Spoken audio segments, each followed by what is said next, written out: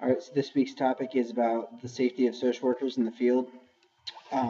First of all, I think that it's very surprising how many social workers have experienced this type of assault within this past year, um, or I'm sorry, at some point in their career in general. So, as far as my thoughts regarding the safety of social workers, I think that it is a very big issue, and I think that it should be addressed as best as possible. Um, how do we remain safe in the field while demonstrating respect and professionalism when engaging with our clients? So I think that when you're in that kind of situation, well, the first thing is that you honestly have no clue what a client could do at any time. But I think that having kind of a calm demeanor um, and trying not to instigate a situation is a skill that can be greatly utilized. And I think a lot of that comes with experience too. Um, just kind of being calm with your clients and not making a statement that could potentially offend them or I guess make them angry. Um, and I think something else that um, we can do on a broader picture is try to implement courses in social work schools that solely focus on the safety of social workers, that kind of teach us how to, one, have a calming demeanor, and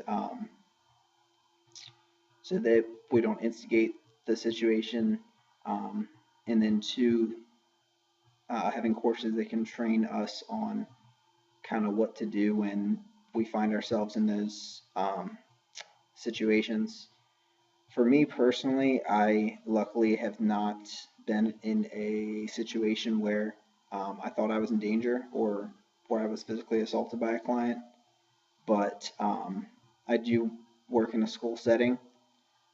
So I have seen clients who have, um, I wouldn't necessarily say that they've gotten physically aggressive, but they've kind of made gestures like clenching their fists or throwing things across the classroom or made threats towards myself or their peers or towards teachers. But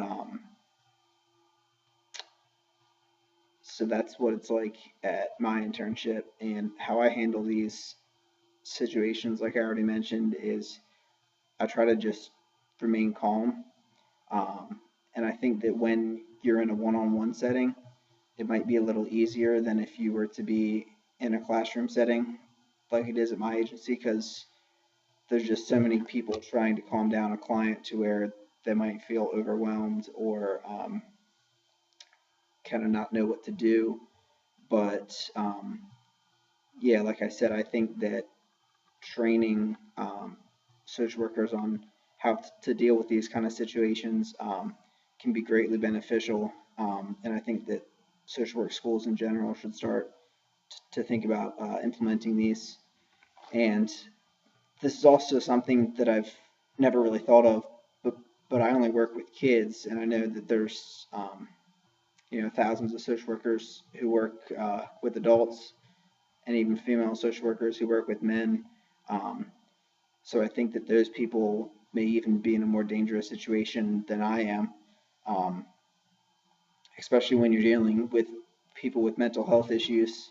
Um, Something else that I thought of was documentation too, which obviously comes afterwards, but I think that social workers can kind of protect themselves and back themselves up, so to say, if they document exactly what happened.